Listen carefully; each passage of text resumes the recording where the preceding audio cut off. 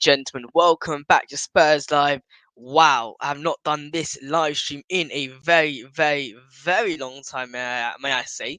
And hopefully everyone's doing so well today. Good to see everyone in the chat. Thank you all so much for the lovely, lovely comments. All right, okay. We Josh.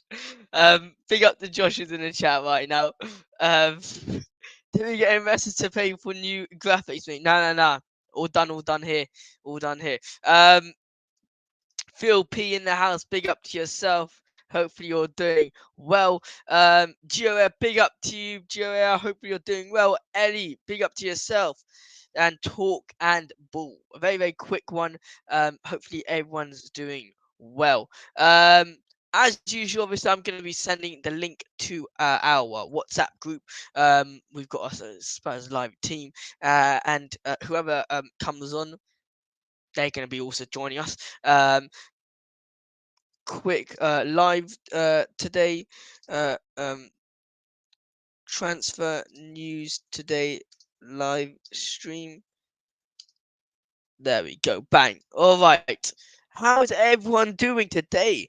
We've got a lot of news to talk about. Wow, where do I even start? So obviously, I haven't been online, been quite sick for the past week, but now we are back. We are back and ready to go. There we go. All right. So yes. Timo Werner to Tottenham Hotspur. What is everyone's opinion on that? Timo Werner to Tottenham Hotspur. I mean, I don't know. I mean, I think it's a good. It's a good signing. No, let me restate this. It's a smart signing, a very smart signing. Personally, not my go-to signing, but it's a smart signing. I'll get onto that a bit later.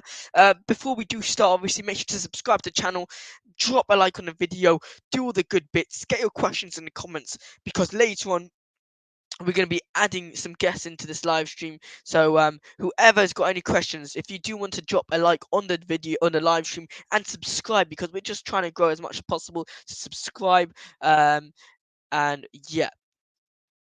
All right, what a day to be mate.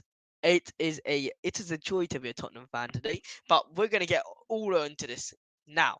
Let's get into Timo Werner. Obviously, he is the latest addition to Tottenham Hotspur, to Ange Postecoglou's team. Look, in terms of a smart deal, let's not talk about the money side. Let's just talk about the player itself, the caliber of itself.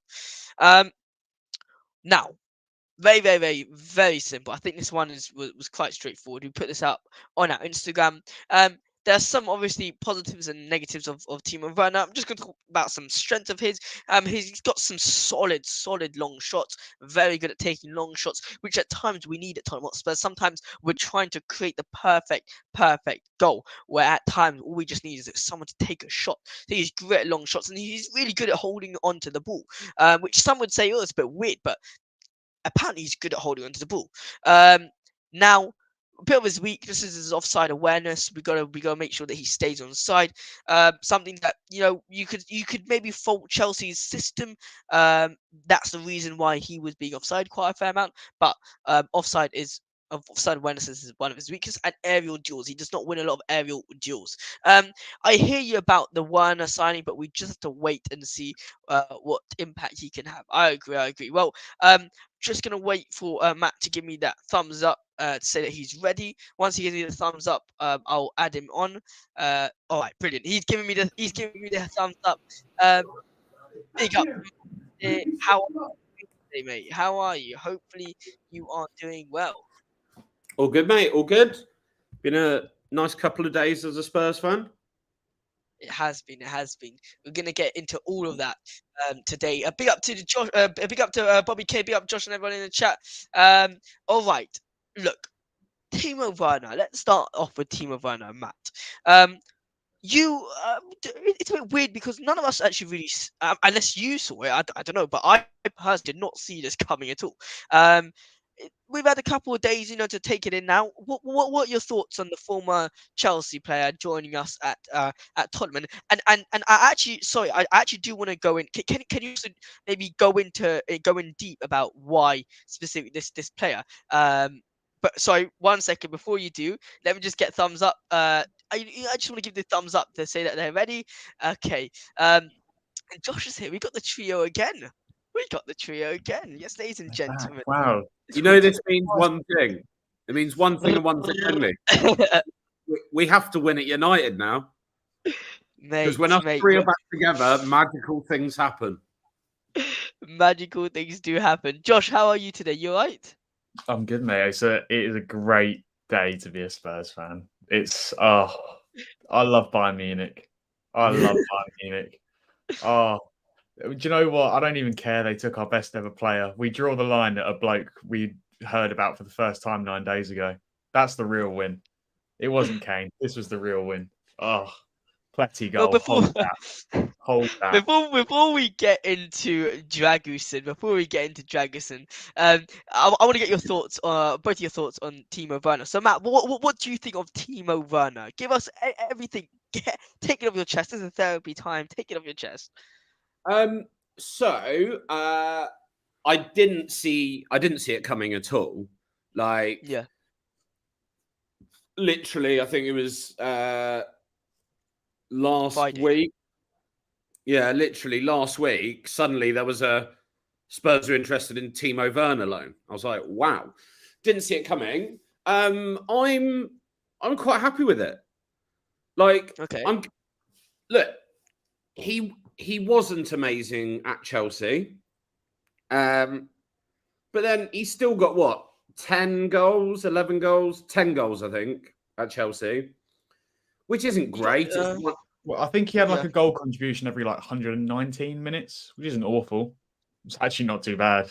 Yeah, his goal contribution was a lot better than his goal output. He had more assists. He got 9 goals in 2022 at he got 4 goals. He had 10 goals in 50 odd games. He was scoring one every 5 games. Basically.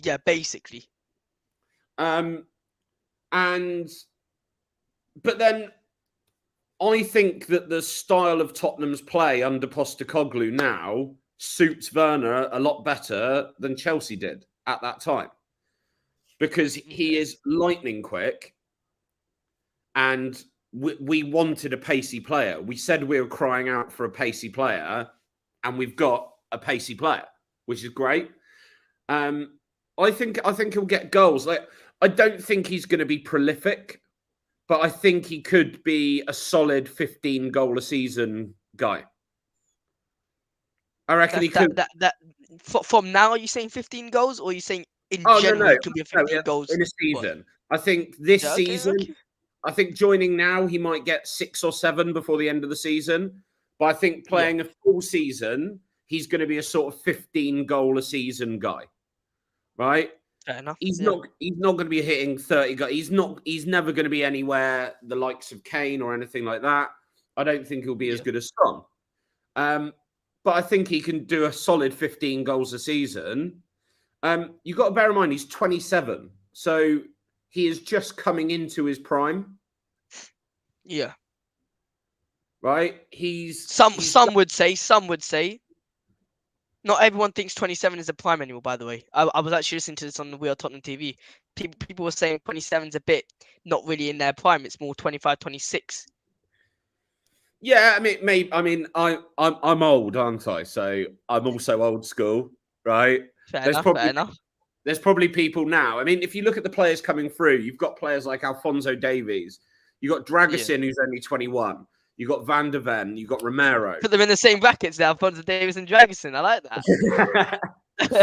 I like that. But the reality is, right, on that basis, you could then argue that players are...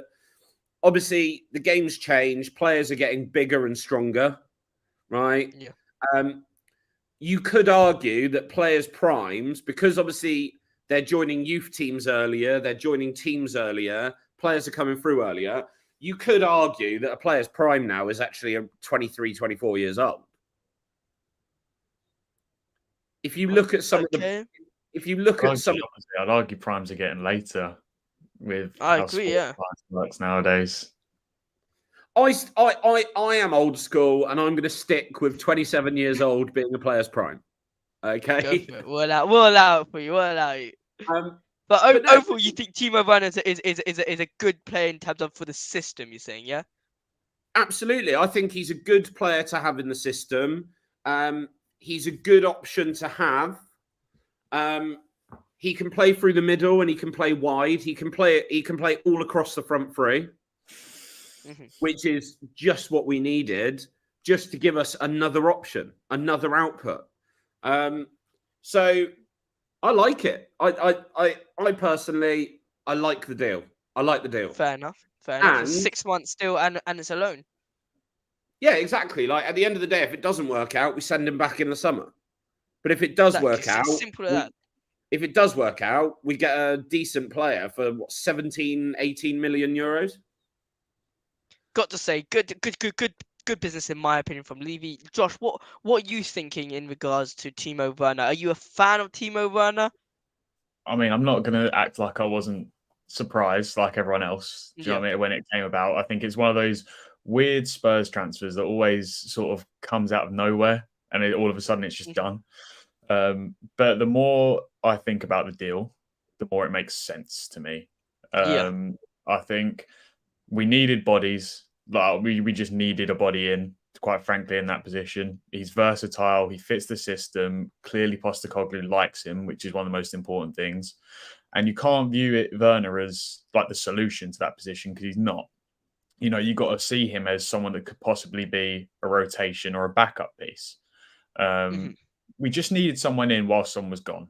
And Werner can do that. It's a win-win for Spurs because, like Matt said, he either plays well, and what's playing well for Werner, I think, for his role as maybe a starter, maybe not a starter, 5+ goals this season. Would you say that's successful? I think that's fine. No? If he gets that, we can buy him for the cheap if we wanted to. And if not, we send him back, no harm done. It was worth a shot. I think this Spurs can't really lose in this situation. And you're not going to go out and get a Pedro Neto, a Kubo, anyone like that in January. You're just not, unless you're willing to pay stupid money, which Spurs don't have for January by all accounts. So I think they've done a pretty smart bit of business, taking someone away that United were looking at as well because they were too slow. It's just nice to have business done early, to be honest. So I've got to say as well, the nice thing is also just to bite Man United as well on the way, just like take their player they were linked with. Look, in my opinion, I feel like Werner, if you think on the market, who's a good player? Because essentially Tottenham, what they really needed is they needed another striker for backup. They really did need another left winger, you can say, or a right winger. They needed at least one position in those front three. At least two players in that front three. But they just brought in Werner that can play anywhere in that front three, which I think is great. Fits the system perfectly as well. But the main problem for me is that now we need to wait for that creative midfielder role to see who can just ping in the balls for Timo to run onto it. Now, look, moving on to the next player. I don't have his banner, but we'll get his banner. It is someone who we've been linked with for quite some time. Almost didn't get him, but this can lead to many other greater things, including Eric Dyer going to Bayern. And this is Radu Dragusin to Tottenham Hotspur. He's on his way he's in London right now doing his medicals apparently. So we should get the announcement hopefully live. Who knows? But Josh, I'll start with you this time. What are your thoughts on Radu Dragusin? Do you think, the main question I want both of you to kind of answer is, do you think he will compete for that number one spot in the starting 11, or do you think he's simply a backup? I hope so. I hope he competes. I mean, that's the idea. Yeah. No, I think if you look across the Premier League, all the top teams at Liverpool, City, Arsenal, they've got competition everywhere. And with the amount of minutes that Romero misses either due to suspension or injury, I mean, Ali Gold wrote it in his article earlier. This could be a bit worrying for Romero. Worrying, but good for Romero. It pushes competition. But also Romero, he does need to step it up in terms of his suspensions, because if he gets too many or he's out for too long, he probably will lose his place to Radu Dragusin. So Yeah. I think it's a good thing in terms of competitiveness in the squad. And it's good to, I think it just really shows how much players believe in Ange's sort of project with the club and where the club's going. The fact that these players, Werner said instantly, took no more than a few minutes for him speaking to Ange to know he wanted to be on board. Dragusin got the player side of the agreement, which is the reason we got him, because he gave his word to us, happened quickly. It happened days ago. It was the negotiation with Genoa that was the problem. So I think it says great things about that. And then if you look at where our defence is now, I know we have a lot of injuries right now, but if we look at it now compared to last season, last season we were looking at Davies, Dyer, Tanganga, Emerson, Reguilon, whatnot, and now we're looking at Porro, Udogi, Dragusin, Romero, Van De Ven. We're just in a lot healthier condition in terms of depth. Now, even Davies playing well. I know he's now added to the hamstring curse, which seems to follow Postecoglou at every club he goes to. But, I think we're in a much better position now with a lot better competition and for a good price for January. I think it's a good price. 23. Well, it's, what is it, 30 million euros overall with It's, the cheap, with the cheap 25 plus the 5 mil 25 add-ons. plus 5, but the report is that the add-ons are very easily very achievable. now. Yeah. Yeah, but And- also and you got to remember Spence Djed goes as Spence well. is also going. Yeah. Yeah, we get him off. I mean, I know we're paying his salary, which I guess says a lot about who he is as a player now that we have to pay his entire salary. Yeah, but they've got an option to buy. They've got an option to buy, and it allows us to put him in the shop window. Yeah, and I don't think anyone else was going to take him. So it's a win-win for Spurs. Really. And I'm not going to lie, if we hadn't loaned him out, we'd just be paying his salary anyway. So he'd just be rotting in the under-21s, and we wouldn't be able to get any hope of probably getting rid of him next year, which I think is the most likely. I know we're not going to talk about him now, but the most likely consequence for Djed Spence at this point, I think he's going to leave the club because it just hasn't really worked for him, unfortunately. One of Paratici's few misses, I'd say. Yeah. But Dragusin, very happy to have it done this early because he can play this weekend now because he's going to be registered before the Friday deadline. But weirdly, though, he might not even need to play with the news today that Romero might be available, which would be a massive, massive boost to have him and Micky back 100%. together. Well, I've got a little different take on Dragusin, but I'm gonna say my point at the end. Matt, Radu Dragusin. So Josh hopes, and I think we all actually do hope, that Dragusin kind of competes Romero for his spot because it's just a healthy challenge, and also because why not? He's young, he's talented. What do you think of Radu Dragusin joining Tottenham Hotspur? What are your thoughts on it? I'm going to be honest. Yeah. I have not seen him play much football. I saw a compilation, but in all honesty, I don't really read much into compilation videos because I'm not going to lie, you could make a compilation video of Kane being the worst striker in the world if you just made a compilation of all his misses, right? Yeah. So you can get a compilation of someone's best bits, so you can watch it for 5 minutes and go, oh my word, he's amazing. But then you realize it's taken them 6 seasons to get enough data for someone to have a good video for 5 minutes, right? So, Yeah. Obviously the proof's in the pudding, like when we see him play. But what is good is there's been a lot of talk about him. There's been talks of AC Milan and Napoli being interested. Obviously, Bayern Munich has been the highest profile competitor for us, and they apparently tabled a bid. And as much as he probably would have been their 4th choice, for a club that has Upamecano, Kim Min-jae, and De Ligt, yeah, right? For a club that has those 3 players on the books, to consider spending 30 million euros on Dragusin says to me he has got to be good quality, and he's very highly rated. I don't see him being a backup, and I don't see him competing for the number 1 spot. If you look at Man City, how often do they rotate their back line? barely. I think I'd say. No, they regularly update. It's I'd say frequent, barely. playing different positions. Like if it was in, But Diaz always plays. rotate. Stones weird. always plays.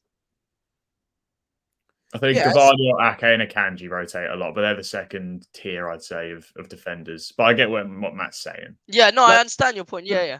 And for me, what I would like to see happen is Dragusin, assuming he comes in and plays well and does what we are hoping he's going to do for Spurs. Yeah. If Dragusin comes in and plays well, what I would like to see is just a really healthy rotation of the three players.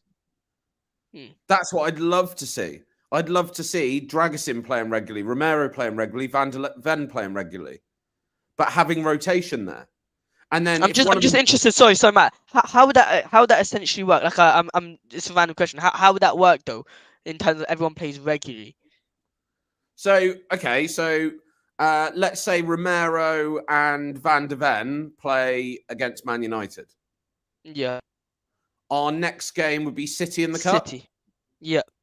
Okay. So at that point, I'd then see Dragusin and Van de Ven playing. So you're saying basically kind of like a one game each? Yeah. So they'd play 2 games each in the rotation. Oh yes. Like one game until So it'd be Dragusin and Romero, then Dragusin and Van de Ven, then Romero and Van de Ven, then Romero and Dragusin, then Dragusin and Van de Ven.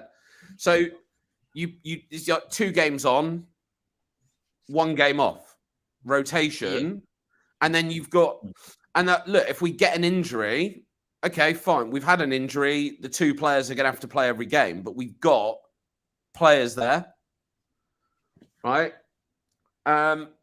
And that, to me, would be an ideal situation because we then have 3 ready-made starting centre-backs. Interesting. No, what I'm seeing here is that Dragusin can essentially play both centre-back roles and he can play right-back and left-back, which makes him very versatile. Now, Timo Werner here can play basically. He's very versatile anywhere in that front line. It's just a common theme that's going around with Ange. He just likes players that can play multiple positions. Now going on for Conor Gallagher. Gallagher's also very versatile. Can play 8. Can play 6. Can he play? I'm not too sure if he can play 6. He can play as a 10. So you can tell that Ange is going for very versatile players. But look, good to get both of your thoughts on the 2 new signings. We can say signings, yeah. Well, what's your thoughts, Josh? Yeah? You said you had a different opinion. Exactly. I've got a different opinion. I mean, I'm happy we got Dragusin. I'm glad we got Dragusin. I'm just a bit upset with the fact that it took us. I know we're only 10 days into January and we've already got 2 signings, which is amazing. But it's just a bit frustrating why this deal wasn't done early. In terms of, we had 3 months to scout him. We did our job. We scouted him. We come to an agreement, a personal agreement. That's it. Then Dragusin should be like, oh, I'm joining Tottenham. I'm just a bit upset with the fact that he kind of stalled with it and had to wait for Bayern because Bayern came in. Obviously, I'm glad we got Bayern out. We got Bayern out of that deal, but I'm just a bit upset with the whole way it ended, the whole deal. But obviously, I'm happy with Dragusin. And I don't like his agent because I don't believe you can come out saying we are stunned with the fact that he turned down Bayern. Like, mate, That was ridiculous. that is mental. What are you trying to say? But big up to everyone who's in the chat. I don't mind it. I don't mind it. Okay. Someone saying on new signing they're surprised they went to that club and they should have gone for Bayern. I'm going to be honest. I don't mind it, and the reason I don't mind it is because we did get him. He chose us. So at the end of the day, the thing's going well. I'm shocked that he chose Tottenham over Bayern Munich. But in the same statement, he said, but it's what Dragusin and his family, it's what Radu and his family wanted. I've got no problem with Dragusin. Him, brilliant, because he stuck with his word. I don't mind the comments. We but got that agent. No, I hate agents at all. Ado's agent did it too much in the summer as well. I can't stand agents that. I'm not a fan of agents, but I don't mind it. He's come out and he's gone, I can't believe they chose Tottenham, but it's what Radu and his family wanted. I'll be surprised you if do he's realise, not you part do of CA realise, like, base by the end of the year. Guarantee Spurs will try and get him to change. nobody asks his agents what he thinks. Like, with all due respect, no one cares. No, let's be serious. No one cares what the agent thinks. At the end of the day, when you got your player, no one cares about him. No, like I care about the comment. I just don't understand why people are caring about. I think it was a weird thing to say. It is a weird thing to say when you just It is signed. a weird thing to say. It is a weird thing to say. I agree with that. But for me, like, the reality is, we got the guy.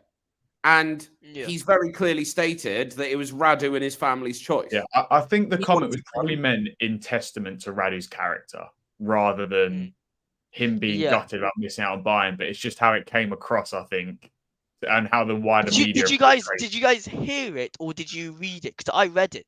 I read it.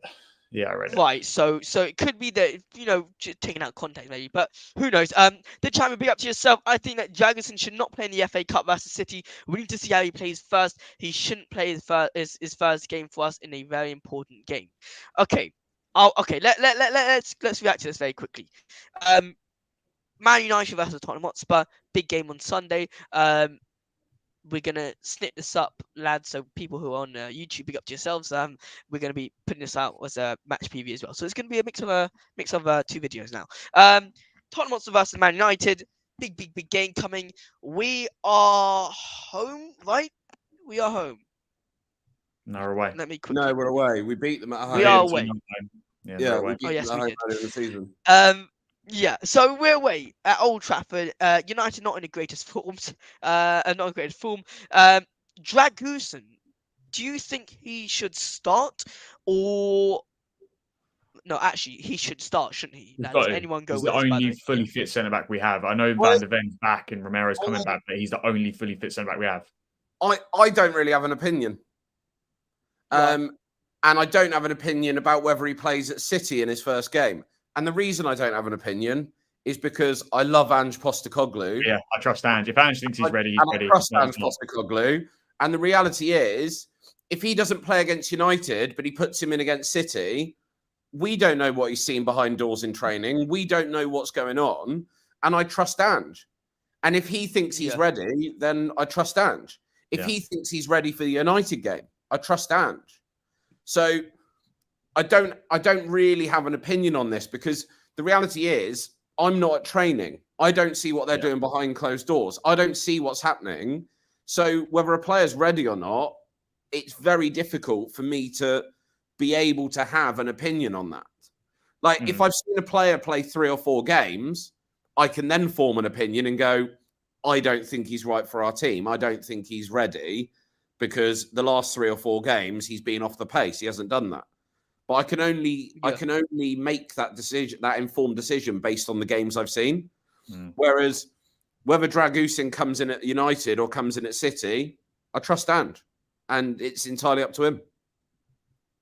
Fair enough. Josh, what do you think with Dragusin? Should he start versus United? Yeah, likewise, I trust Ange. If Ange thinks he's ready to play and he can get a good enough tactical understanding straight away, why not? I don't see why not. I mean, I think it's pretty clear from Spurs' end. There was loads of reports this weekend or the weekend just gone saying that they wanted him in before the Friday deadline so they could register him. And that's only for one reason. It's because he's going to play in some capacity. That was before the Romero news came back. But I'm sure Ange won't want to rush Romero back because we can't risk Romero. I'm sorry, we can't have him out again. Because we can't. If it's up to me, I'm not starting Romero at all. I'm starting Dragusin and I'm starting. And Davies already out. We're back to 2 centre backs. But that's another thing about Ange, right? We've seen players get injured during games, and Ange never risks a player. No. How many times have we seen players playing on through injuries? But with Ange, if a player shows a twinge, the tiniest little thing, Ange has him straight off the pitch. Ange does not. I haven't noticed that personally, but if you're saying that, fair enough. Yeah, no, I actually haven't noticed it. Right, think back to Romero against Brentford, straight off. Romero didn't want to come off, took him straight off. That's exactly what I was going to say. Romero hit his head, didn't he? Yeah. Right? I remember, Romero wanted to stay on, And Ange was just like, no, Sanchez is coming on. It was Sanchez, wasn't it? Yeah. Yeah, I think it was. Yeah. Yeah. And he was like, right, no, Sanchez is coming on. Right. And he's done that with a few players. He did it with Sarr the other week. With his... He had a hamstring. I think it was hamstring again. Was it hammy? But it wasn't gone. Yeah. It wasn't gone in the end. He has gone to AFCON, but yeah, it was worries about his hamstring, so he took him off. Yeah, exactly. He and took Romero off at half time when he did get his hamstring. He took him off at half time against Everton. Yeah. And every time he's been correct. And so Ange doesn't risk players. He doesn't do that. And I don't think he's going to risk bringing players back early. Like Van De Ven was on the bench last week, right? Yeah.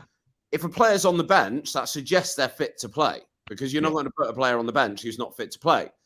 But despite us screaming for a centre-back, he didn't start him. He didn't risk him, right? And he didn't actually play a single part of the game, did he? No, didn't come on at all. But I think that's probably a testament, to be fair, to the other boys. As much as I'm glad we got a centre-back in, before they sort of phase their way out of the squad, one with injury, Davies is obviously out injured. Him and Emerson Royale have done an excellent job, I think. They have actually done, they've actually done a good job. They've actually done a decent job. And considering for the last, 5 games, we haven't played a centre-back? No, we've had 2 full-backs for the last month. That's crazy.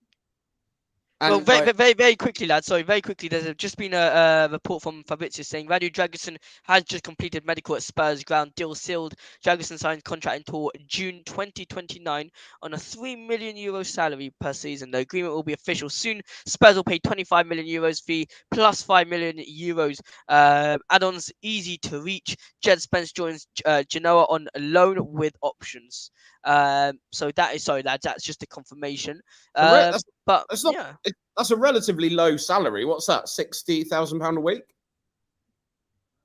Ish. It wouldn't surprise me if it's low though. Like a lot of the players aren't actually on that as much as we think. Yeah, I know. I was actually thinking about that. 50, max 60. I think is what I'd expect. I mean, when you look at players like flipping Ivan Perisic, Tanguy and Ndombele on 109. When you look at Man United and what they're paying players, I'm just saying. Obviously, There's a reason United are where they are in terms of contracts and getting players out the door. I think we've learned our lesson from giving players stupid contracts that we can't get out of. You know, Chelsea haven't learned their lesson, but Gio thinks Werner will get his first goal against United, and Dragusin Davy, because of all the current centre-back injuries we have. Big up to Gio. And Hoodie KD says Dragusin can be a number 6 too. By the way, I don't think he should play number 6. Maybe he can, but I don't think he should play number 6. Lads, now, do you think we can maybe talk a little bit about some rumours? Well, not rumours, it's actual transfers happened. Some of the youth. Let's talk about some youth. First of all, did anyone see Hayden Hackney's goal yesterday for Middlesbrough versus Chelsea? Anyone? No. Okay, well, he did score. It was just tapping, but it was just nice and reminder that's who we linked with. And he actually looked really good. He was in a mixed in midfield, really bossing that midfield for Middlesbrough. So big up to them. But lads, what are you guys thinking about? By the way, big up to the 30 people who are in here. What are your thoughts on the youth of this team? Now, let's start off with Ashley Phillips. Thank the Lord he's going out on loan. Honestly, I mean, he's not getting any game time at Tottenham, so might as well go out on loan. 2, can someone please help me here? Where did he go on loan? Where? Plymouth Argyle. Exactly. Plymouth. I'm just going to Plymouth. Matt, what are your thoughts on Ashley Phillips going to Plymouth? What are your thoughts? I think it's good. He wasn't getting the game time at Tottenham. And obviously, for whatever reason, doesn't quite trust him yet. Maybe it is simply, but I think... I feel like the centre-back role requires a lot more maturity than other positions on the pitch. I feel like having an 18-year-old attacking midfielder or winger, at the end of the day, that's fine. But if you lose the ball, all right, you lost the ball in the opposition's third. It's not the end of the world. I do feel that the centre-back role, you don't see a lot of 18-year-old centre-backs coming through and lighting the world on fire. but you do see a lot of youth players coming through and doing it in other more advanced positions. And I do just feel that the centre-back role needs to be more mature. And the reality is, he's obviously got talent, and I think he will come good. I think by the time he's 20, 21, we may see him starting to start getting into the first team. Just mature. His sample size was very small before he came to Spurs. He was good at Blackburn, but he's very small. And there's, like you said, there's quite literally no room for individual error in our system. At centre half, there's not, because you are on your own. The two centre backs, they are on their own in defence. That's it. The fullbacks are gone most of the time. You're on your own. It's up to you. Exactly right. So I just think, I think with Phillips, it is just down to his age. He's 18 years old. He's a very young lad. I mean, I'm not gonna lie. When I was 18, I think I'd just finished collecting Pokemon. Right? Nah, that was when I was 12. But the point is,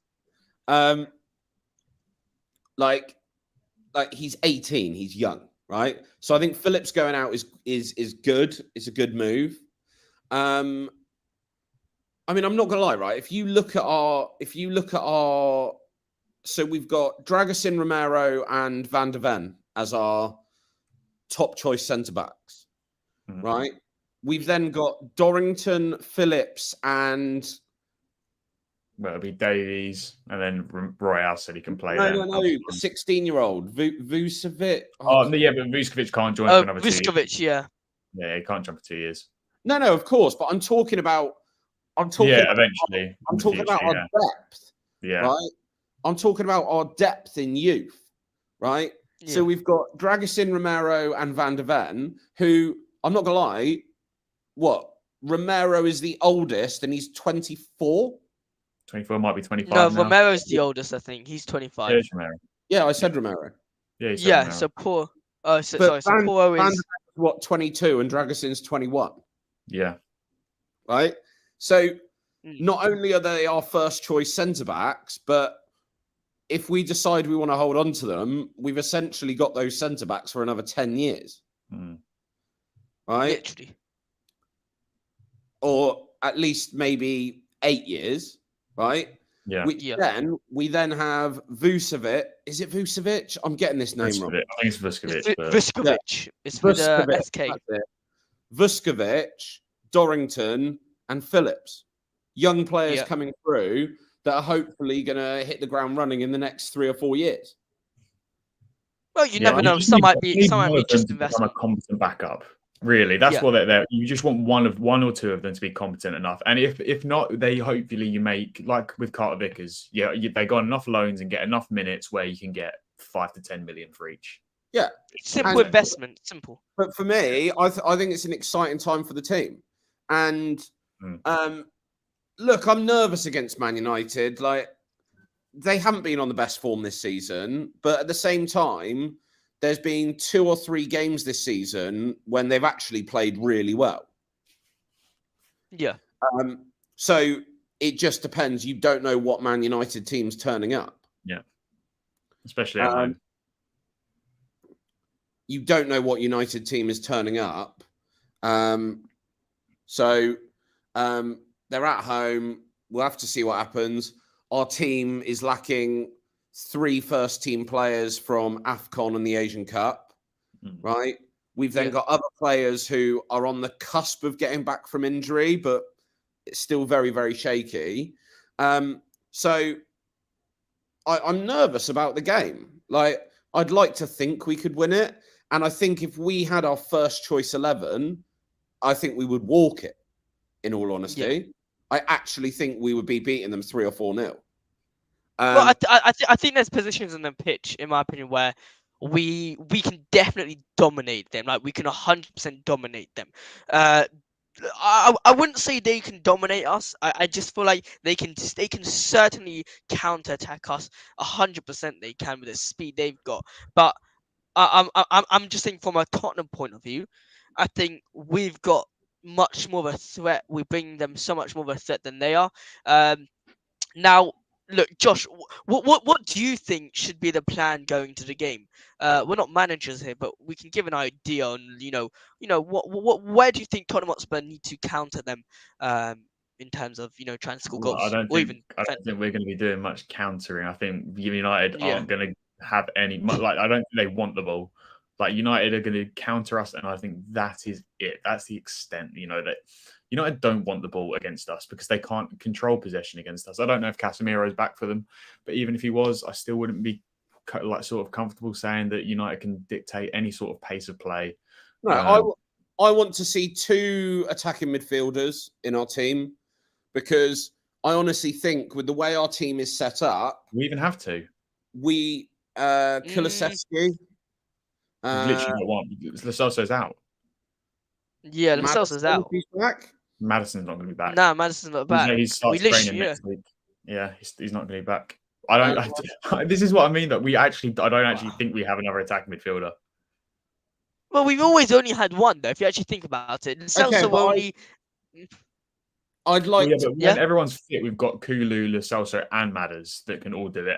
But I think this is why there was a report today that Spurs are still looking for a midfielder, and we can see why. Now that Lo Celso's out, we've got nothing. It has to be pretty much Bentancur, Skippy. So we've got Bentancur. So realistically, our midfield is only Bentancur, Skip, Højbjerg, and Kulusevski. Yeah, literally. That's all we've got. I assume I'd probably be playing Højbjerg, Bentancur, and Kulusevski. So would I, but he'll play Skip, I think. Because I think Højbjerg, they're trying to get him out the door this month, I think. Yeah. Well, I was going to point out something, by the way. Son's already in the Asian Cup. I was going to point out something. Did you guys realise for the past couple games, well, I personally realised is that we haven't really been playing defensive midfielders. I mean, we played Skippy, but I'm saying the way we've been moving forward is essentially we'd have Bentancur, Lo Celso, and Kulusevski. So it's 2 central midfielders. Now, you guys know my thoughts on the fact that, in my opinion, we need to have a CDM marking those 2 weak defenders, because they were weak defenders. Davis and Emerson are very weak in terms of they're not actual centre backs. So we actually haven't been playing any CDM, and the 2 centre backs have actually been doing well. They haven't conceded that many goals, except for that 4-2 versus Brighton. But I'm just interested to hear your thoughts. I know we've already had this conversation regarding the midfielders, but if everyone's fit, if everyone's fit, what is your midfield 3? Bentancur, Kulusevski, Maddison. If everyone's fit, yeah, that's mine too. Bentancur, Kulusevski, Maddison. Okay, maybe so I'll use maybe Sarr for Kulu and Kulu right, Johnson left wing, if you get what I mean. That'd be nice, and then 20 up front. That would probably be my ideal situation. Yeah, but no, when everyone's fit and everyone's back, I think we've got decent depth. We've got Basuma. I like Bentancur at the 6. I think Skippy and Højbjerg are too slow. I think they're way too slow on the ball. I think Sarr starts. I'll be honest. I think Sarr starts. What I love about Bentancur is he is just so press resistant. I've never seen that man dispossessed. He's so calm with it. Even when he loses it, he wins it straight back pretty much. Yeah, 100%. Like literally, the number of times I've seen like a player coming in, you think, oh, he's won the ball, and then Bentancur just somehow sticks a toe on it and just pokes it past him. And then the next thing you know, you just see him running into midfield and spreading the play. And you're like that. He is so press resistant. And I love Bentancur in that team. I think he's amazing. And I also think coming back from injury, we're maybe not even getting the best of him yet. Yeah. Well, he's not even got to play with the best midfielders really that the club has to offer yet. He's not got to touch the pitch with Maddison yet. Exactly. So now, no, and I personally think in this Ange team, we are a very attacking team, and I just think that realistically, we should be playing 2 attacking midfielders, because I think that I like what Sarr does in that box-to-box role, though. I really like what Sarr does. No, I do like what he does, and I agree. But I just think that we should be going out and attacking teams. And realistically, if we do that, we should be getting 3 or 4 goals a game. And we may concede 1 or 2, but I don't care if we win every game 4-2. Yeah, but I think the thing is, though, is we've got such attacking fullbacks like Porro and Udogie basically play as attacking midfielders for most of the game. So you have to have runners in behind them in midfield. You have to. Yeah. Do you think Lo Celso is going to cover the yards that Sarr does, for example, in that attacking midfield? Kulu could. I'd have no doubt that Kulu could play with Maddison because Kulu is an absolute machine. Kulu's an engine. He's such an engine. Like the number of times you see him getting back, covering ground, Kulu's fantastic. But I do prefer him. I do prefer him in that midfield role rather than out on the wing. Me too. I think he's wasted on the wing. So wasted. Okay. So one second, lads. Where will Timo play? Will he even start in that 3 in attack? On the left. Yeah. So the way I see it, right? Dragusin and Van De Ven, Udogie and Porro, Fraser Forster. No, obviously Vicario and goal. And then midfield, Skippy, Bentancur, Kulusevski. Right, and I want Kulusevski in that attacking midfield role. And then Werner on the left, Johnson on the right, Richarlison through the middle. I think that's what we'll go with too. I don't think he's got much choice. He's not going to play Brian Hill because I think it looks like he's angling for a move out. He's not going to play any of the kids. And we don't actually have anyone else. Solomon's not going to be back in time. Maddison isn't going to be back in time. We're not going to have Gio, maybe Højbjerg, but I'd be surprised because he seems to like Skippy and he's persevering with him. I think we don't have much of a choice. Lads. I want to bring in a different, a very quick. Well, it's not going to be quick. It's a nice segment now, where we're going to. You two essentially, you have to come up with the perfect team of the season, Tottenham team of the season, so far. Now I don't know if you guys been listening to any of the team of the seasons, but it's like it starts off so well. I was listening to Ben Foster's podcast, and he was saying, Vicario in goal, Pedro Porro, Destiny Udogie. And then it's like all downhill from there. It's like Saliba and all of that. I'm like, okay, we got to do a proper team of the season for Tottenham Hotspur. Just Tottenham players? Just Tottenham players. Just Tottenham players. It's not going to be straightforward because there are interesting ones. But Josh and Matt, both of you have to agree. And if you guys don't agree on a player, I have to jump on a call quickly. Hopefully we're back in a few minutes. But lads, go ahead. No. If I can join back, I will. Okay, I'm going to name my team. I'm going to name my team, right? Go for it. I'm going to name my team, and I guarantee you that when Josh comes back, he names an identical team. Okay, let's start it. Go. Brandon Austin. No, I'm joking. What? Where you go with this? Okay. Hang on. Josh is here. Hang on, he can't look. Wait, hey, I see him. No. We gotta get him off here. You just talk. No. Right, you know what? So obviously, centre backs Van De Ven and Romero. Yeah. Okay. We just name it so we don't have to show anything. Yeah. Okay. All right, and then he can do his. So Van De Ven, Romero, Udogie, Porro. Simple. Midfield: Bentancur, Kulusevski, Maddison. Bentancur, Kulusevski, Maddison. Okay. Son up front. Yeah. Timo Werner on the left, Brennan Johnson on the right. Okay. Let me rephrase the question. Let me rephrase. No, I don't think you understood my question here. Let me rephrase my question. Team of the season in terms of like not the best team Tottenham can make in terms of how well we've done this season. So essentially speaking, you wouldn't put Dragusin in because you haven't seen Dragusin, but you'd put Van De Ven in. Right, in which case I would take Werner out and put Manor Solomon in. Okay. If Yeah. if we're only going with players who've already played this year, Yeah. and not on what we're hoping for, I would put Manor Solomon in for. I put Manor Solomon in for Timo Werner, but the rest of the team doesn't change. So what I personally would do is I would have the exact back four you had. I'd have the midfield of Bentancur, Sarr, and Maddison, and I would have I'd have Kulusevski on the right, Son on the left, and Richie up front. Just because I don't think Solomon's done enough. Well, he hasn't done enough. And so the thing is, though, like that's fine, and it's where Son's played for us for years, and that's fine. But I just think that maybe given his age or whatever, I think that Son is just so much more effective for us through the middle than he is on the left. Yeah. So I'd rather play him through the middle. And well, lads, I want you to also react to this in the comments. By the way, also comment. Do you think Son is more effective on the left or on the right?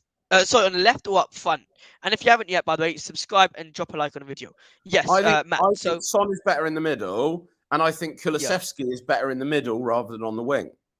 So I'm just saying more as a deep as a cam. Yeah. And I would love to see Bentancur sat in that midfield role with Maddison and Kulusevski both playing as attacking midfielders. That's what I would love to see. So just so I understand, is there no CDM in your team, in your ideal team? Bentancur is kind of like a floating CDM / central midfielder.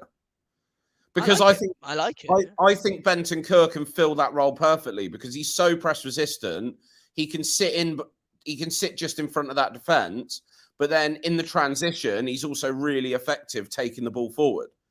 Yeah, I mean, Basuma had obviously the champions just said, what about Basuma?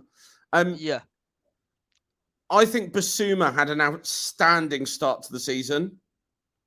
The first few weeks, we were waxing lyrical about him. Literally, but I do feel that with the disruption to the team, he's actually been off his game a little bit. Yeah. Obviously, it doesn't help with the suspension, injuries and red cards. Yeah. Yeah. Doesn't help at all.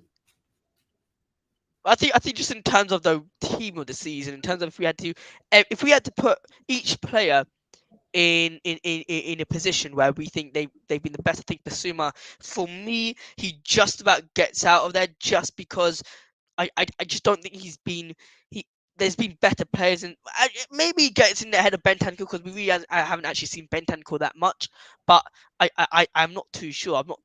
Now look, Matt, what else we got to talk about? We got big United game coming up. The Premier League is looking quite tight coming, to the top of the table. We've got, I'll tell you exactly what's happening here. The table as it stands is Liverpool up front on 45 points. 3 points behind them are Aston Villa. 2 points behind Aston Villa are Man City, which are 5 points behind Liverpool. But City do have a game in hand. Arsenal on the same points, but City have a game in hand, and Tottenham are only 6 points behind Liverpool. We're only 1 point behind Arsenal. We're only 1 point, but basically, if we beat United and hope in a miracle that Aston Villa lose their next game, and no, because our goal difference is not good. If we basically beat United and hope Arsenal lose their next game and City lose their next game, we could be looking at ourselves being third, which is pretty insane. What are your thoughts on the season? Obviously, we've not been too bad, huh? We've not been too bad. I think the season's going really well. Any improvements going in? Well, what do you want to see improvements? Well, I want to see our players back. Yeah, injuries. The reality is, we're 6 points off the top. We're in 5th position. We're doing all right. If we can win at Man United, that is a massive. I feel like that's a massive win if we can beat them at Old Trafford. But the reality is, I think the season as it is, if you said to me after last season, Ange Postecoglou coming in, an unknown manager, if someone said to me, right, at the halfway point of the season, you're going to be 6 points off the top, right? Then I'd be happy with that.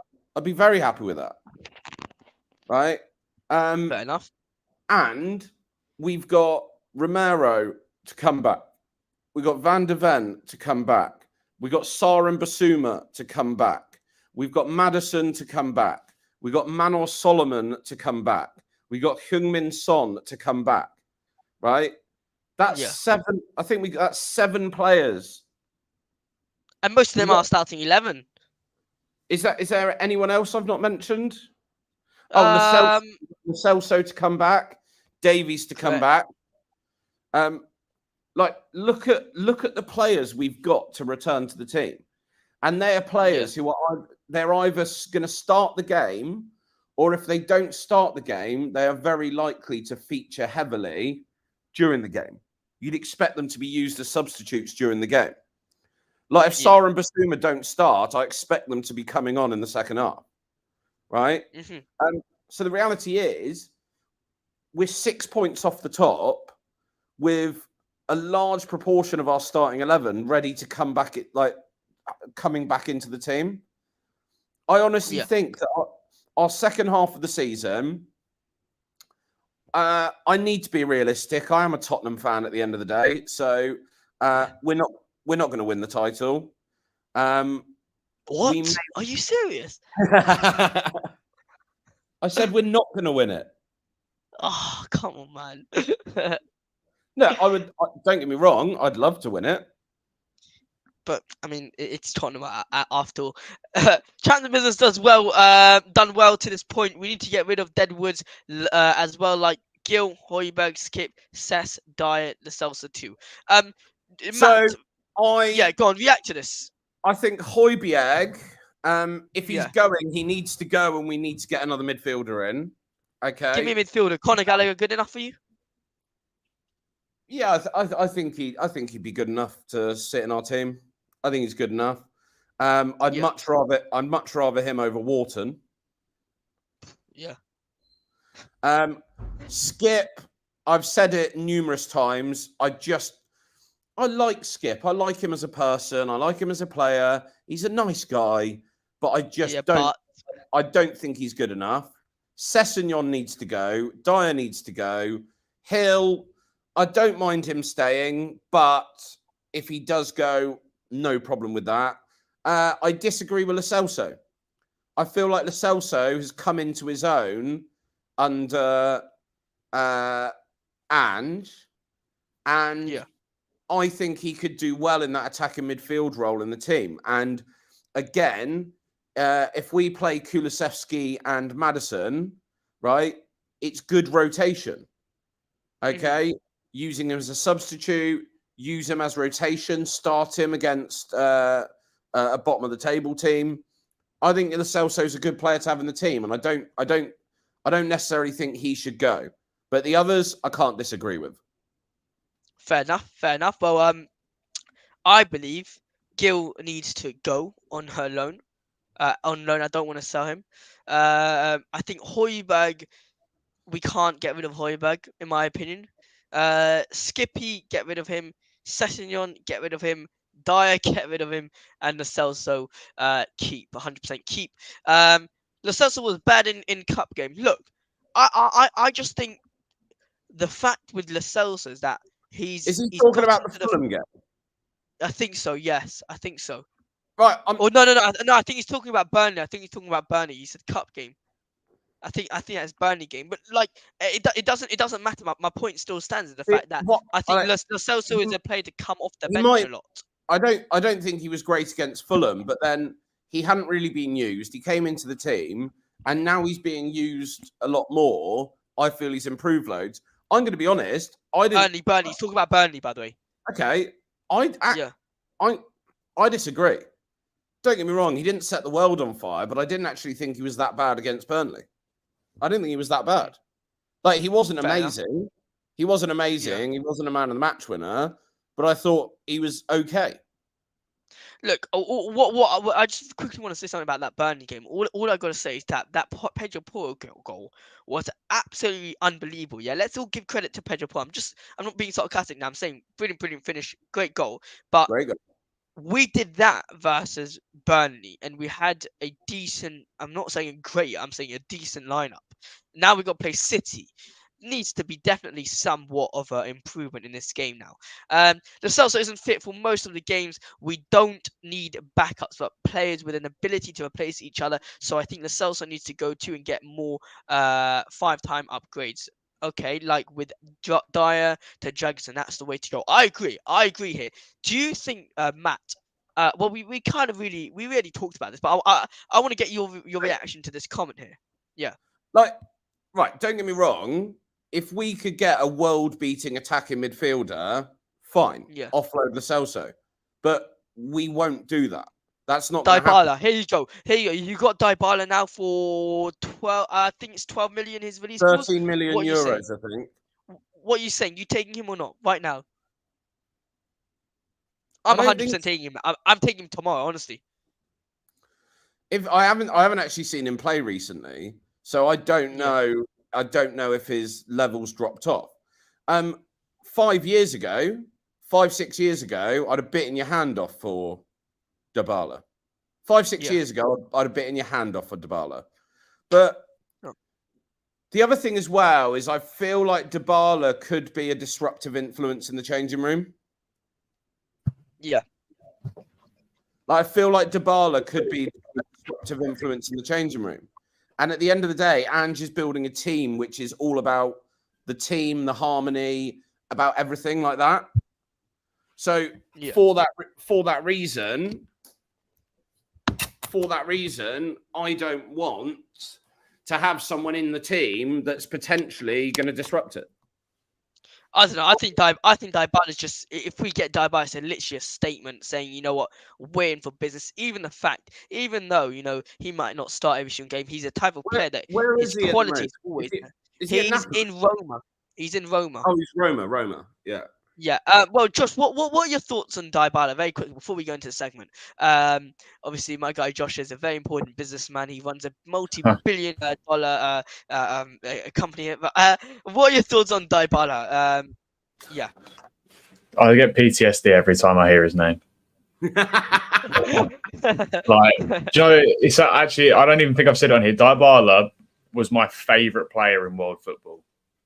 But around the time we were looking to buy him, when he was at Juventus, he was my favourite player in world football, and I adored him. And he was one of those players that I thought he was going to go to a Madrid or a Barca, and we'd never see someone like that in a Spurs shirt.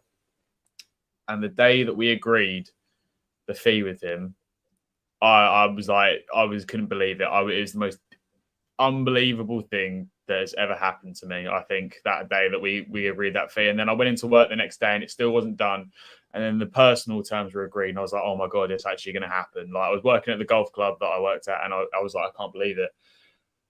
And then I saw the words "image rights," and the words "image rights." I hate those words, and if I ever see them in a sentence, it brings me to near tears. When that fell through, I fell to my knees at work, and I was like, "I can't believe what's just happened," because it broke my heart to lose out on Dybala. And then when we bought like Ndombele and Lo Celso to make up for it, that just made it even worse because they stunk it out that season. So Dybala is one. He's literally the one that got away. Literally, well, you can see here the stats from Spurs related. Big up to Spurs related here. They're saying Dybala has 11 goal contributions in 13 games, still 30, so he's not exactly old. Would be an unbelievable option. Like I said, I personally would be thrilled to have him as on the team. Also, just I feel like his experience, as much as we're saying, yeah, we need to get rid of the Tottenham Hotspur mentality, like we have done. We're getting rid of Hugo, getting rid of Kane, getting rid of Dyer, getting rid of these players. I think we need somewhat of experience in there, and I think Dybala brings that with him. That it's very underrated. And what I think Dragusin isn't here for backup anyone. He will earn his rightful place if he does well in training sessions, performs better pitch, and if Ange thinks he's more effective, he will play. Having good starting 11 isn't enough for what I think is enough to win a title. We need players in each position to replace each other and lift us higher. Now, lads, before we get in, I agree with that statement. I just want to say I agree with that statement. When you look at City, look at Liverpool. Liverpool have got pretty good depth at the moment. They've had a load of injuries, and yet their starting 11 is still pretty decent. City are obvious. Like, I'm not like the thing is though, City unheard of depth. That is unheard of depth though. They've got a backup 11 that could get top 4. Yeah, like City, but the other thing about City is right. So they spent 100 million on Grealish. Aside from that, and them being super wealthy, have you not noticed that they just seem to spend 50 million on everyone? They don't do a United and keep spending 70, 80, 90, 100 million. They don't do that. They don't do that. They just spend 50 million on everyone. Yeah. Right? All their defenders, all their players, all their backup players, they just spend 50 million on everyone. It's always 50. If you look at world football as a rule, how many £100 million players work out? Very, very few. Very few. Oh, just look at Chelsea. How many 100 million players have they signed and aren't working out? They're multiple. Midfield pivot is 100 mil each. They're literally, and oh look, lads, it's important for me to get to this next segment. So very quickly, make sure to subscribe to the channel, obviously, and drop a like on this video. Big up to Spurs related who's in here. Big up to Mappin who's in here. Big up to who else have we not said hi to? Dean, Eternal, Christopher. Yeah, big up to everyone who's in here. Make sure to subscribe and drop a like on the live stream. Now, Josh, are you ready? Josh, Matt, are you ready for the new segment, which is going to be quite interesting? Now, let me explain this because I don't think Matt quite understood. Basically, you know how they do team of the season, how everyone's been performing. It's not the best team we can perform in terms of I'd love to have Bentancur, Werner, because they haven't actually played much this season. It's actually based on how they perform this season. So this is what we're going to be doing. And I want to see if you guys agree. And if you guys don't agree. Yeah. Just very quickly, I've just seen a statement that says that Galatasaray are looking to hold on to Ndombele for the rest of the season. Oh. Correct. They are looking to hold on to Ndombele and not terminate his Tottenham loan. The midfielder recently played 90 minutes against Konyaspor and impressed with his performance. The player has even told the board that he wants to stay. So basically, based on one game, Galatasaray have decided to keep Ndombele, which is perfect. Thank you very much, Galatasaray. But lads, are you ready to get into this? All right. So team of the season so far, basically. Team of the season so far. Who's going in goal for you both? So you're not allowed Dragusin or Werner because they haven't played for us yet. This is your team of the season so far. I said to Josh that I was pretty confident you'd pick the same 11 as me. Let's see who you're choosing. So Matt's done his. Yeah. Sort of, yeah. Okay. So obviously in goal, it's Venom Vicario. What a signing! I've seen so many people recently giving him his flowers as well, and a lot of people have put him in their Premier League team this season so far. Yeah. Because whilst Alisson is undoubtedly a better keeper, Vicario's had an excellent season and he has surpassed any expectations anyone's had of him, Spurs fan or not. Oh, he's been fantastic. Second best keeper by far in the league. His sweeper keeper role, he's taken to it like a duck to water. His passing's been a lot better than we all thought it was going to be, and he's saved us countless times already. Even when we've lost, he's stopped it from becoming embarrassing a few times. He's been brilliant. He's been immense, and I'm so happy we got him rather than David Raya. So yeah, it has to be him. Right back, obvious. Pedro Porro. He's been one of the best right backs in the league in general this year. He's one of our probably most creative players, probably behind Maddison and Kulusevski. I think he's our most creative player. He's probably our best crosser of the ball. Unbelievable goal against Burnley, which he deserved, by the way, because he's been excellent and deserved his reward for how good he's been this season, and a much better defensive showing this season for him. I think that's the most important thing. He's brilliant going forward, but he always has been. But he's been a very good, solid defender this year, and he hasn't made any mistakes on that end, especially 1-on-1. I think he's been excellent. Other side, Destiny Udogie. Go on, Matt. I was going to say, with pre-season, I was worried about Porro because with the pre-season, I kept seeing him losing his man at the back post. I thought he was struggling a bit defensively. Like, he's still good going forwards, but defensively, I was really worried with pre-season because we were letting in goals and it was always the same goal. Someone lumps the ball, cross field to the back post, Porro loses his man and goal. So I was really concerned. And then suddenly the season started and someone just flicked a switch with him because he's been solid defensively. I think he's been good defensively. Like, literally, as soon as the season started, he just stopped making those silly mistakes. So, yeah, really happy with him. Seems a long time ago that we didn't know if he could play in a back four. Same goes with the next man. We're going to talk about Destiny Udogie, who's been my Premier League. I know we're doing just the Tottenham team this season so far, but for me, he's in my team of the season of the entire league so far. I think he's been one of the best left backs in Europe. Easily the breakout star of the season for me.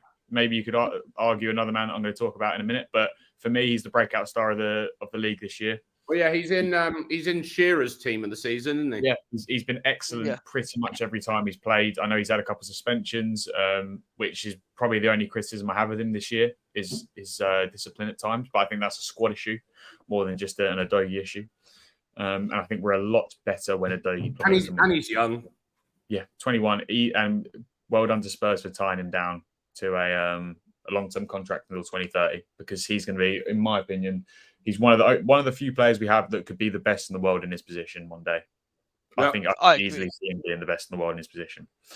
So yeah, and the centre back duo, Romero and Micky Van De Ven. Another one, Van De Ven. Massive shame for him because he was in everyone's team of the season so far before his injury. And I know Van Dijk and Saliba have been excellent since he's been injured, so I understand why he's fallen out those conversations. But he's excellent on the ball, excellent off the ball. He's a great foil to Romero in terms of their partnership. I think they both complement each other brilliantly. He's been excellent in the Prem. And for someone who, again, like Vicario, was our second option, Van De Ven was our second option, Sapsoba. I think he's been excellent. He's perfect. He's perfect for Ange. He's a perfect man. I love him. What a bloke. So yeah, Van De Ven, excellent sign and money well spent. And Romero, likewise, I know he's had his suspensions and people criticize him a lot for that, but I love him. I think he's such a high quality player, Christian Romero, that when he's on the pitch, we are a much, much better team. And especially controlling the game, I think that's really underrated how well Romero controls the game from centre half. He's constantly on the ball when he does play, and he doesn't just pick out short passes to midfield. He can cut defenses, midfields in half, essentially.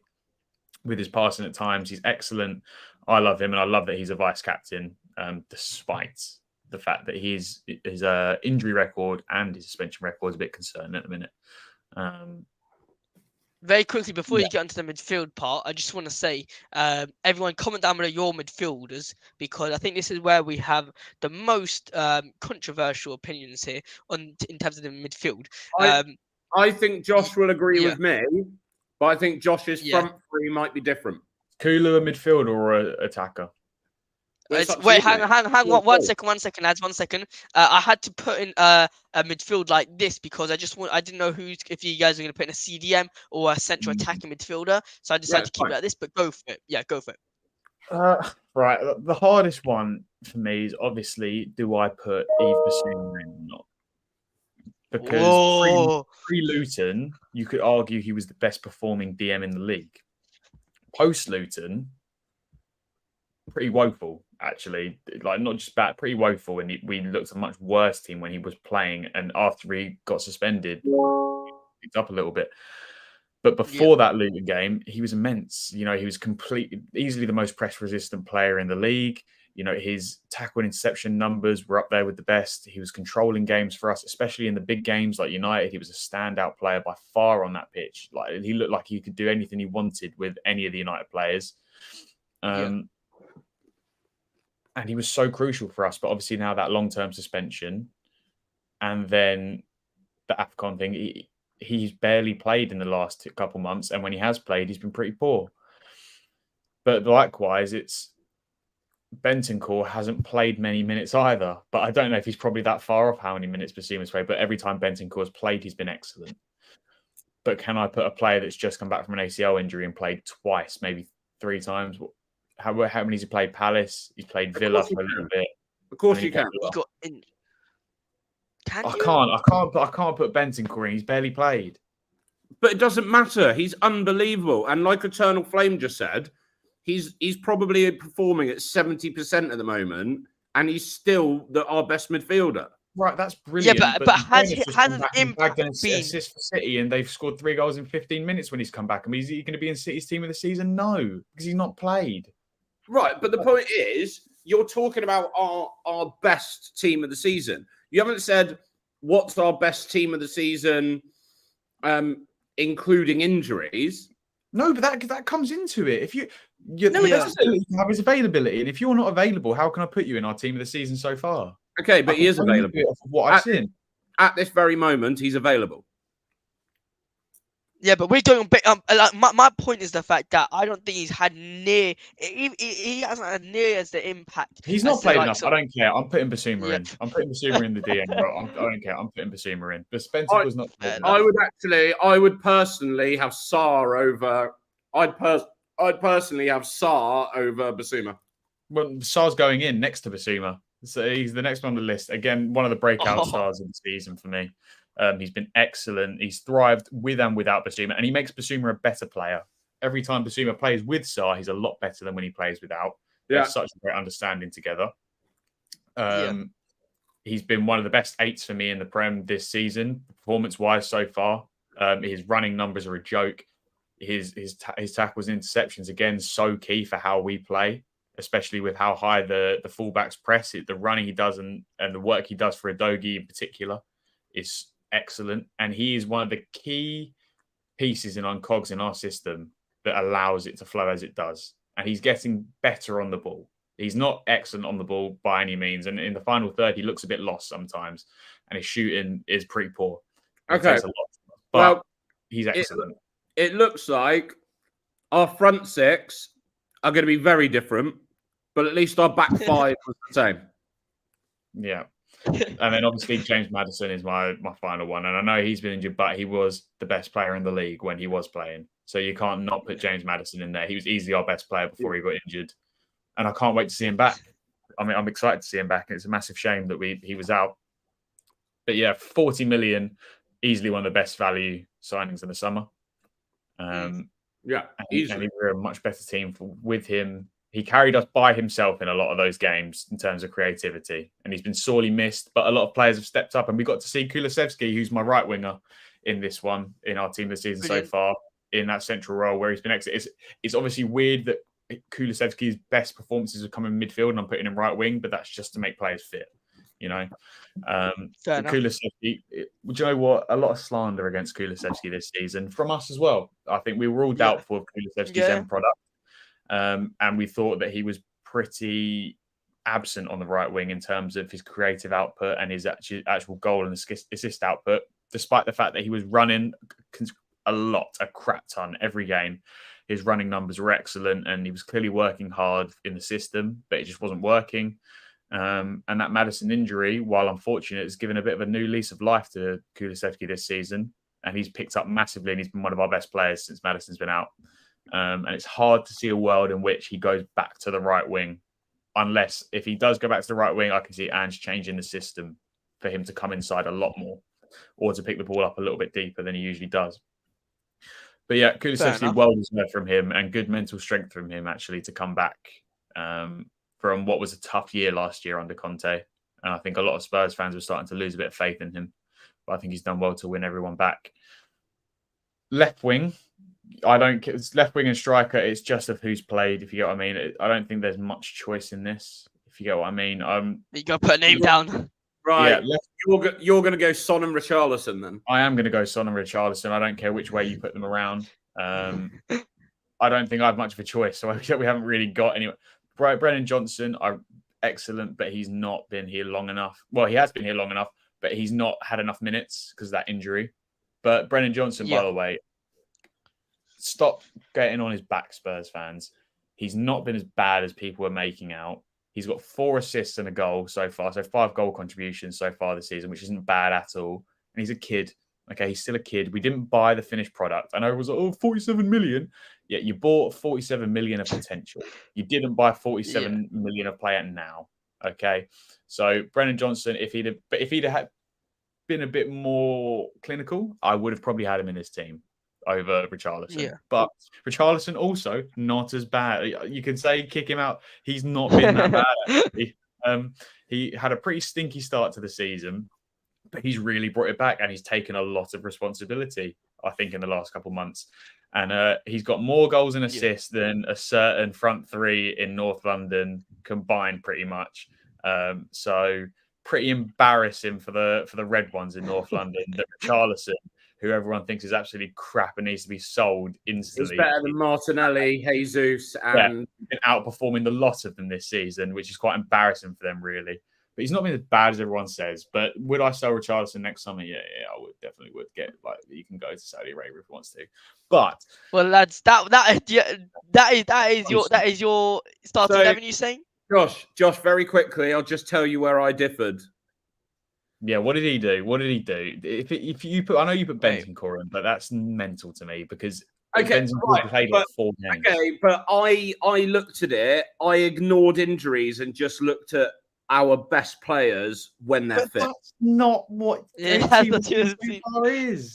Well, isn't it?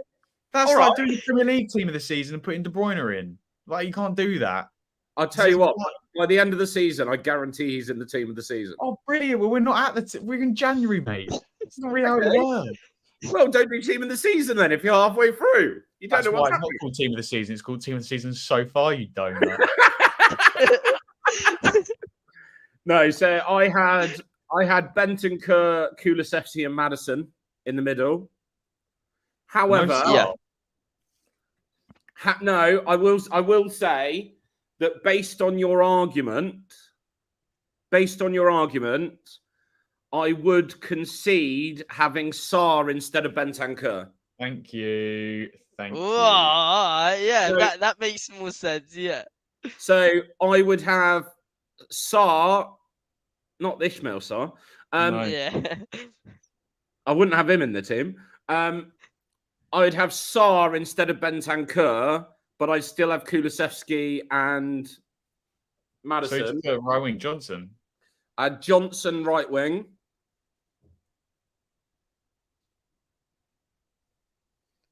There we go. There we go. Johnson right wing. I then had Son through the middle. Yeah. Yeah. And then, again, based on your argument, I'm probably going to have to change my left wing to Richarlison. Yeah, because it makes sense. And that is not me saying, by the way, I want Richarlison to start for us every week, by the way. When everyone's back fit, I don't want to see Richarlison in the starting 11. Right, so, this is what I've seen so far this season. Ignoring injuries, if we ignored injuries, which we're not doing because you've made a very good argument, Josh, right?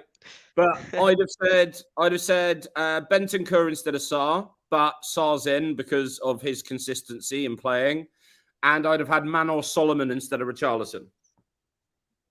Oh, mate, did Josh tell you to say that? Did Josh tell you to say Manor No, Solomon? I didn't. I'm going to be honest. I originally wanted Timo Werner, but then he said, well, you can only use players who've actually played. You wanted Timo Werner, a bloke that hasn't even touched the pitch yet, to be in our team of the season so far. That's the point. And I was like, yes, fair enough. I can't look, lads. For me, it's very simple. I do want Timo Werner though.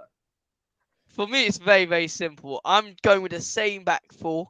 I'm going with Bissouma instead of Kulusevski, and I'm putting Kulusevski in for Brennan Johnson. So all I'm doing right now is Bissouma here because I just feel like we need some sort of CDM here. I think you can say that Bentancur, he's come back for 2 games, look good, but it's not good enough for a team of the season. You're then going identical to Josh. Yeah. Is that exactly what you did? Yeah. Full knowledge. Okay. Well, I'll tell you what. I disagree with you, Josh, because I put Son on the left wing. So what are you gonna say there? Huh? What are you gonna say there? Well, no, I literally went. You can have them either way, whichever way around. Josh's exact words were, "You can put them whichever way around you want." So yeah, well, I put for Josh on the left as a striker. I'm keeping my Richarlison on the left hand side. How do you think Richarlison's better performance off the ball was on the left wing? But he just he scored. He didn't do his surgery then. He didn't do his surgery then. But look. I've got one more thing before we end this show. One more thing. This is actually quite fun. This thing. We're gonna do. I don't know what the name of this is called, but it's basically I'm gonna give you 5 Tottenham players, and you have to basically blind rank them from 1 to 5. 1 being the best and 5 being the worst, based on, and I'm going to say this right now, based on this season's performance. So again, if I give you like some James, no, maybe not James. If I give you a Solomon, yeah, and I give you a Micky Van De Ven, you're obviously going to put Micky Van De Ven ahead of Solomon. Okay, just so we can all clear with this. Okay, so number 1, well, the first player I'm going to give to you is Pape Matar Sarr. Where are you putting Pape Matar Sarr from 1 to 5? Both of you agree with this, by the way, lads. Both of you have to agree. I'd say he would be a 2 or a 3, depending on who the other players are. The blind rankings for, I'd say 3. Okay, so we are going. Okay, so we're going with 3 is Sarr. Okay, I'm just going to write this down. Okay, next player is a certain Destiny Udogie. Where are we putting Destiny Udogie? 2. Yeah, 2. We put him 2. Unlucky not to be 1 either. Yeah. Okay, interesting. By the way, just so everyone knows, I had these players pre-arranged. Yeah, nothing's changing. Solomon, no, I'm joking, not Solomon. Next player up is Micky Van De Ven. Where are you placing Van De Ven? So you're literally picking our best players. So 4. You put 4, okay. Maybe 5th. No, I would put Udogie first and Van De Ven second. Can't change it. You keep it. That's it. The blind ranking, mate. Yeah, but the problem is, right? He's talking about this blind ranking. Okay, so we then put Van De Ven in 4, right? Yeah. So you've got Sarr, Van De Ven, Udogie, and then he comes to us and goes, "Oh, if he's not got Maddison and Son, mate, then it still works pretty well, actually. I think okay, but the point is, he comes in and goes, Eric Dyer. And I'm like, oh, he's the last. Eric Dyer's got to be number 1. Matt, that's why it's called blind ranking. That's why it's called blind ranking. That's the jeopardy of the game, Matt. Mate, this is a nightmare. Okay, fine, right. We're going 4 then. I'll agree with you. You're going 4. Who do we say? I'm not going to say the next because I don't want to mix up. We went Van De Ven. Okay, good. 4. Sarri's 3. Udogie's 2. Brilliant. Okay. The next one up is Bissouma. 5. Gotta be 5. 5. Oh, wow. You lads have smashed this. I'm not even going to lie. So we're left with number 1, and that's Sonny. Yeah. Number 1. It's kind of. We actually had a blinder there. I think that's literally perfect. That is actually. We have smashed that. I'm not. Yeah, you actually did quite well. Wow, I wasn't expecting you to get this straight up. But you did all time. If you gave us 5 Spurs players throughout time and asked us to do that, then I think it would get a bit controversial between me and Matt. Oh, mate, that's what we're doing. Next one up is the all-time Tottenham players. Okay. All right, ladies and gentlemen. Yeah. do you know any players older than 15 years old? Mate, don't question my ball knowledge, yeah? Just because I might be young, I actually do know some actually quite solid players, to be honest. To be Okay. fair. They didn't put Timo Werner in our team of the season so far. Mate, but lad, literally, like, I cannot wait, and I cannot wait for this thing. And it's literally gonna be like, out of all the players we've had, right? Gaza, Steve Perryman, Hoddle, unbelievable players, and he's like Vlad Kirikesh. I did not that accent, man. That accent was a thinker. Hey, actually, know who he is, brother. I know Fazio. What are you talking about? I know who that is. Well, I hope so, mate. You only signed for us a few years ago. It wasn't that long ago. Yeah, lads.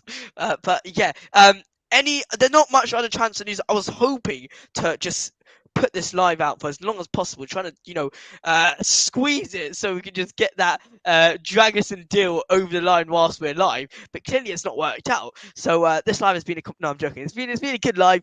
Not much updates. Obviously, Dragusin to Tottenham is basically a done deal. Medical is done. Should be announced very, very soon. Big up to Arsenal 14. Sack Arteta. Nope, keep Arteta. I think he's a brilliant manager. He'll take you to the trophy. Don't worry, sometime. But ladies and gentlemen, hopefully you guys enjoyed this live stream. If you don't mind, drop a like on this video or this live stream. Very quickly. Good news. Yeah. Good news. Obviously, it's not the Dragusin announcement, but Yeah. Spurs have just put up a video on Twitter of Timo Werner training. That's lovely. That's lovely. Hopefully, I do think he's going to start. Yeah, I think he's going to start. I think he might start. I think he's going to start left wing. Oh, we're ahead of something. Yeah, fair enough. Who else are we going to play? Solomon's not going to be back in time. What do you mean instead of Son? He's in Asia. No. I said it, instead of a Son because he's an Asian Cup. And Brian. But yeah, all right, yeah. So. Yeah, he's not. But ladies and gentlemen, thank you very much for joining us on today's live stream. Make sure to like, comment, share, and subscribe. And afterwards, by the way, comment down below your next transfer you want Tottenham Hotspur to make. Because we actually haven't covered this live stream, but that will be for next live stream. We'll get Matt's thoughts on his next transfer, who he actually really wants Tottenham to go for.